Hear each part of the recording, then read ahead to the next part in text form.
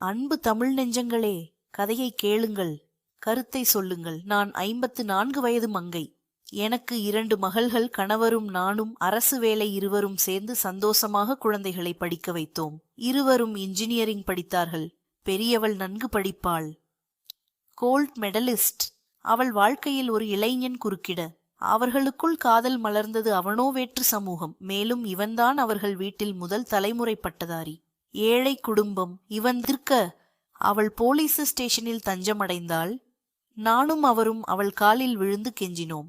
அவரோ இது ஒத்து வராது என்று கதறினோம்.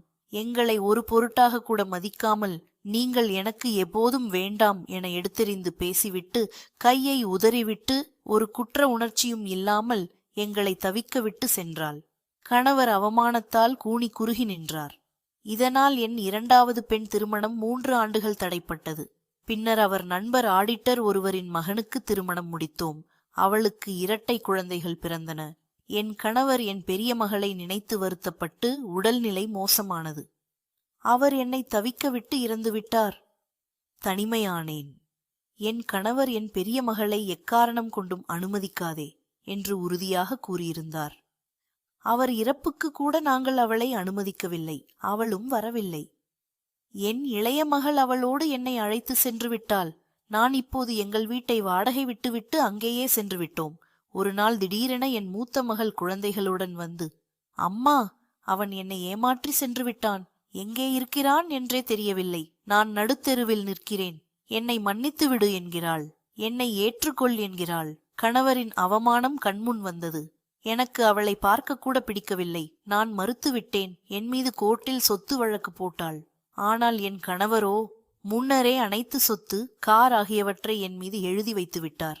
அதனால் வழக்கு எனக்கு சாதகமாக முடிந்தது. இப்போது வீட்டில் தங்கவாவது அனுமதி கொடு. எனக்கு எந்த நாதியும் இல்லை என்கிறாள். நான் அனுமதி மறுத்துவிட்டேன். நீ தேர்ந்தெடுத்த வாழ்க்கையை நீயே அனுபவித்துக்கொள் என்று கூறிவிட்டேன். நான் இதை எதற்கு சொல்கிறேன் என்றால், பெற்றோர்களை தயவு செய்து மதியுங்கள். வயதில் செய்யும் தவறு வாழ்க்கை முழுக்க தொடரும். விதி வலியது. சமூகத்தின் பார்வையில் நான் செய்தது தவறா? மக்களே, நீங்களாக இருந்தால் என்ன செய்வீர்கள்? நான் இப்பொழுது அமைதியாக எனது வாழ்க்கையை தொடர்கிறேன். நன்றி.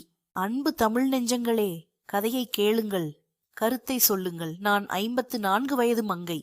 எனக்கு 2 மகள்கள், கணவரும் நானும் அரசு வேலை. இருவரும் சேர்ந்து சந்தோஷமாக குழந்தைகளை படிக்க வைத்தோம். இருவரும் இன்ஜினியரிங் படித்தார்கள்.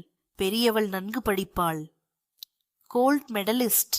அவள் வாழ்க்கையில் ஒரு இளைஞன் குறுக்கிட அவர்களுக்குள் காதல் மலர்ந்தது. அவனோ வேற்று சமூகம். மேலும் இவன்தான் அவர்கள் வீட்டில்